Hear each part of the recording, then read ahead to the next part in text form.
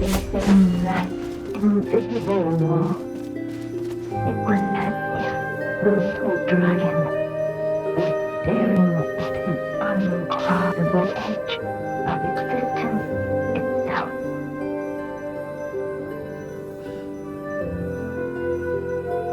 Can I stop here and play? I mean, take a stroll? All of a sudden, it began to fracture, as if struck by some transcendent blow.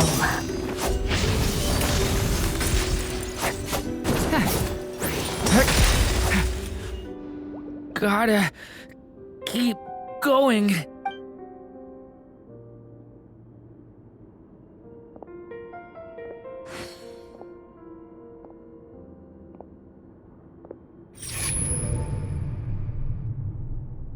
Ahead lies only a storm. My consciousness is slipping away. Keep going, Durin. A pure soul is your essence, not an empty void. I feel so weak. Stand tall, Durin. You are not some amorphous idea. The body I made for you is flesh and bone. Am I truly alive? Yes, Durin, but you must keep going. You're as alive and real as I am. I can't feel a connection. You're not alone in this world, Durin. At the very least, you have me. I can't remember anything. Who am I? Your name is Durin, and there are many who still remember it. My name is Durin. You're taking too long. Come on, Durin, run! In this world, fate waits for no one. Wait! Where am I meant to go? What am I supposed to do? Go, make your wish come true, Durin. My wish?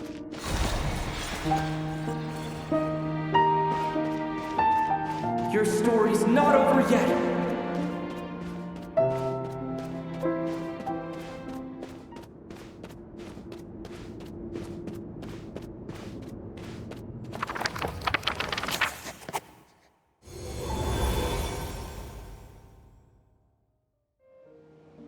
Silence, huh? Have you nothing to say about my proposal? Let me get this straight. You want to graft your story onto this unfinished thread of fate, and in doing so, not only rewrite that fate, but allow the story to live on. Quite the brilliant idea. Still, the story's survival depends entirely on whether the author keeps writing. Exactly. And the moment foretold by the prophecy is still centuries away. I see. I thought my own ignorance might be the problem. That I'd asked more of the noble science of alchemy than it could ever deliver. Or that I had failed to discern the heavenly signs and grasp the secret truth underlying the prophecy. Little did I imagine that time itself would prove to be the greatest hurdle of all. Well, my friend, this has been a most intriguing experiment. And from an academic perspective, at least. Someday, the prophecy will come to pass. So remember, my friend, much like the stars themselves, there will always be something that transcends the test of time. Thank you, everyone. You've helped me so much already. But, Alice, I still have one final favor to ask of you. Will you lend me your magic one last time, just enough for me to keep his story alive until the prophecy is fulfilled? You mean you want me to extend your lifespan. No, not in that sense. As Rhine-daughter once told me, the laws governing life and death are among the most unyielding in this world. I'm well aware of that. Whether it lasts a day or an age, the span of one's life is determined by fate alone. If I tried to breach that law by force, I'm afraid I would lose what makes me human. This is not a path I want to go down. If I am to die, then I shall die a human. So, what is it that you want me to do? I would like you to send this pen of mine into the future. I see. Then perhaps there really is a way I can help. I could create a kind of story magic to take over the writing once you're gone. Oh, but for it to work, you would need to provide enough of your own words for it to learn from. How much? Oh, an immense amount. So much, in fact, that you would have to spend the rest of your life writing. And even then, I'm sorry to say, it would not last, no matter how much you write. There is a limit to the number of words you can leave behind, but the world itself will never stop changing. Someday, perhaps, even your entire corpus will not be enough for the magic to continue describing this world. And when that happens, the story will end. Still, it's worth a try.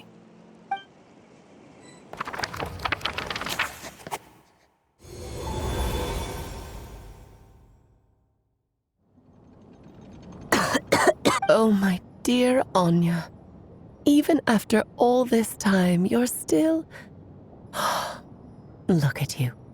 You should be enjoying your old age in peace and quiet, especially now that things are finally returned. Once he leaves Simulanka, things will only get more complicated. If his story is to continue, there needs to be more material for the magic to draw upon. I'll just have to skip over some of the less important details. Anya, why do you insist on sending him out of the storybook world? Why must he face his fate in Teyvat? Why not just let him remain within the story? With my magic, even fate's curse could be undone and he could live happily ever after. I suppose. In fairy tales, all it takes is a heartfelt wish. And even a wooden puppet can turn himself into a real boy. That's just how fairy tales end, isn't it? But have you ever wondered what happens to the main character after? Tell me, Alice. In your eyes, what would be a writer's greatest regret? To leave a story without an ending. Not a bad answer. It's true, many writers come to consider that their greatest regret.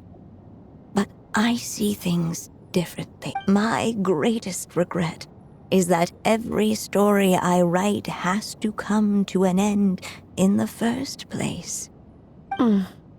No matter how brilliantly a character shines, the moment their story ends, their potential is lost forever. For them, the story itself becomes an inescapable fate. But what if, instead, I could place my pen in their hand and let them continue the story themselves? You mean... You said it yourself. I can only leave so many words behind. Even with your magic, the idea that I could keep the story going until the prophecy comes to pass is wishful thinking at best. But I've found a way to use your magic to transform some of my finished stories into a special kind of ink. This ink is a magical medium he can use to complete the story the way he wants to. For what is storytelling but another kind of magic? And if he can experience the whole tale himself while leaving behind his own wishes and aspirations, even once he reaches the chapter where I stopped, he'll still be able to carry the story forward on his own. And so, by leaving him this ink, I can entrust him with the responsibility of writing his own story. A character with the power to write their own story. That way, he'll finally be free from the cage that is my pen. And like anyone else living in the real world, he can go on to create a life of his own. And you no longer need to worry about the constraints of my magic. What a brilliant idea, Anya. But there are still risks. First of all, once he arrives in Teyvat, he'll have to rely entirely on the story you left him to maintain his connection to that world. As you gradually hand over creative control, that connection will grow weaker, and at some point, he might lose it altogether. But at the same time, he'll also have the chance to forge that connection for himself. The issue is, this method taps into too many of Teyvat's core secrets. Any overt hints you try to leave will be erased in no time. In fact, it'd be hard for you to leave anything at all to guide them. We still have the story itself, though. I can use that to show them the way. It's entirely possible he burns through all your ink, never reaches the chapter you had in mind, and gets stuck, roaming the chapters of his past.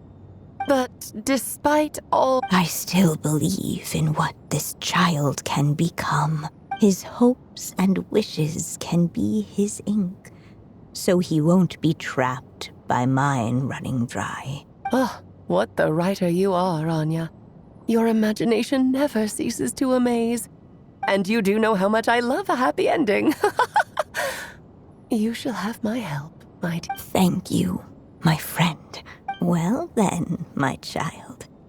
Do you understand what you must do? Yes, I think I do. It's my turn to keep this story alive. Then what's holding you back? What will become of you after I take up this pen? I will fade away. There will no longer be a reason for me to go on existing. My child, or your mother, I should say, passed away long ago. The voice you're hearing is nothing but a magical echo that has now fulfilled its purpose. You needn't feel so reluctant to let me go. I know my mother died long ago. It's just, when you lose your mom too soon, it's hard to tear yourself away from the stories she used to read. I guess it's a silly way of pretending she's still here, by your side. Durin. But after coming to this world and traveling it with my friends, facing all kinds of enemies together, I suddenly realized I couldn't just sit around listening to my mother's stories because I'd found a new purpose in life. Maybe this is just what growing up feels like. With all my new friends waiting, it's time I finally set aside my mother's storybook. I'm ready to grow up now, Mom. Then take this. A gift I should have given you a long time ago. You've witnessed this story from the very beginning. Made your wishes, offered your blessings, and even wrote your choices into its pages. From here on out, this pen is yours. Now I ask of you, the other pillar of this story, as both its reader and its witness, will you turn the page so the next chapter can begin?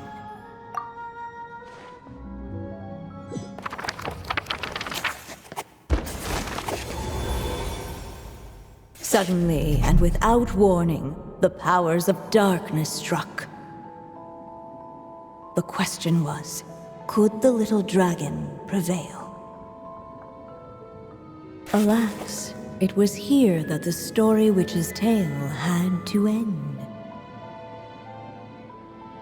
But Durin's tale, on the other hand, had only just begun.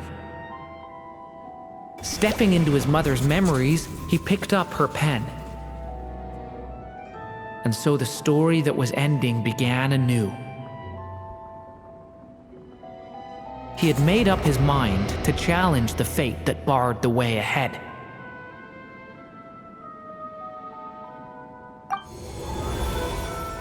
Looks like this is the final step. A chance to strike back at fate? Now that's not something that comes knocking every day.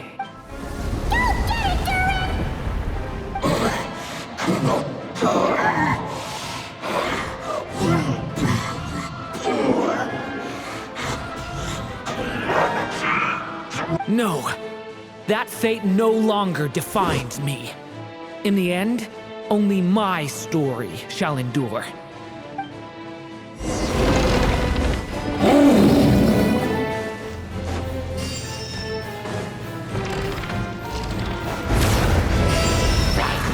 Watch out!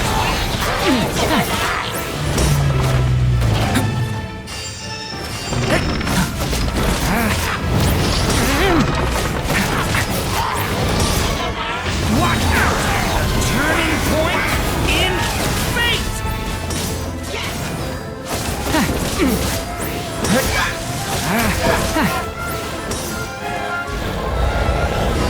No dodging this one.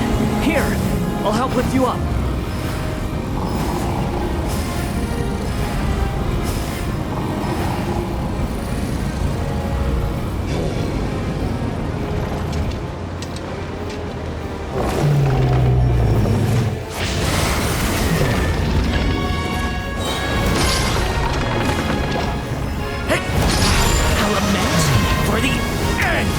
Only my story shall endure.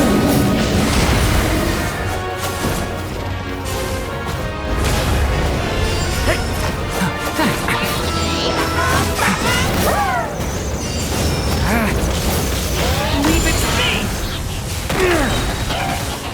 Turning point in fate!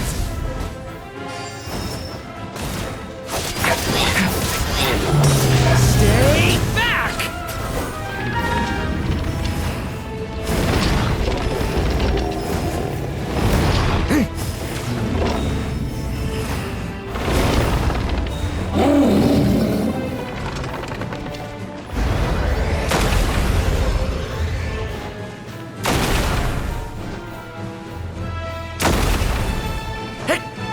Looks like there's nowhere to hide.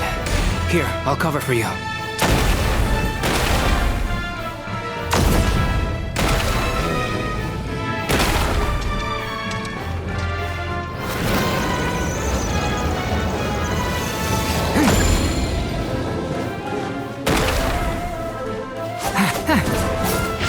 This time, the light prevails.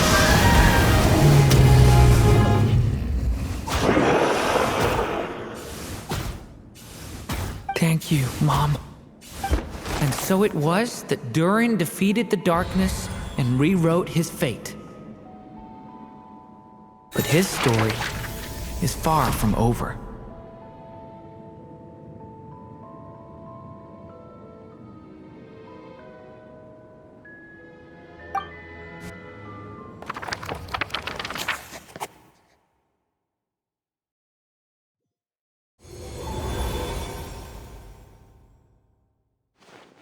Is everyone okay?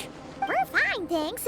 And hey, we all saw how you fought back there. That was awesome! I have to admit, I do feel like something in me has changed. I owe you all so much.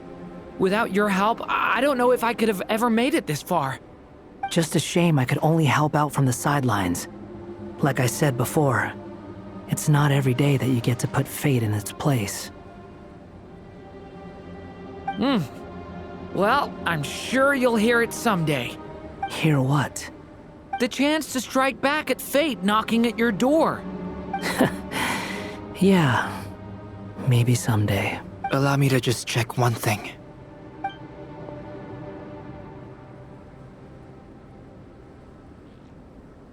Yes. The abyssal power within you has stabilized again. And those strange symptoms you were experiencing seem to have completely disappeared. Oh, thank goodness! I wonder what it means, though. Aside from the principles of alchemy, what other law of this world governs his being? Look, it all turned out fine, so just leave it at that. Now that this one's out of danger, it's time for me to get out of here. You're leaving so soon? Well, don't humans usually throw a party after something like this? A party? Do I look like that kind of guy? Anyway, come find me again next time you're in trouble. That's what friends are for, right? In a way, though, he is right. This is Durin's moment to celebrate, not the time for academic discussions. Hey, I don't blame you for asking. And honestly, I'd be perfectly happy to talk about it. It's just, I wouldn't even know where to start. It's all right. I'm sure we'll get a chance at some point. After all, your story's only just begun. All right then. Traveler and Paimon, we'll part ways here. Given the extraordinary nature of the things we witnessed today, I need to make sure it's all recorded properly. Okay, see ya! So, it's party time next! Huh?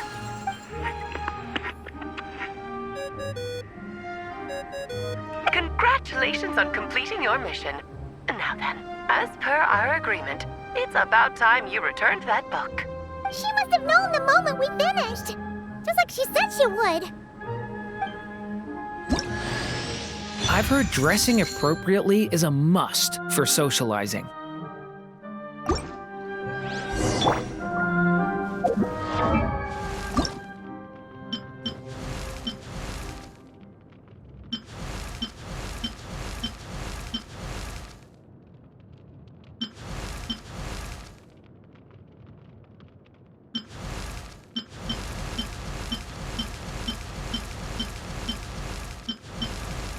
I've heard dressing appropriate.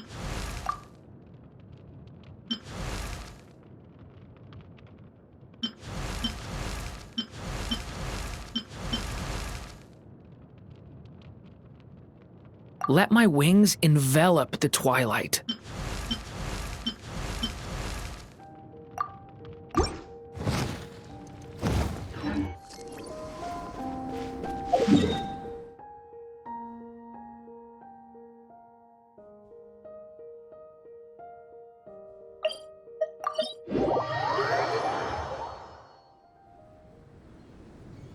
Oh, my writer and witness.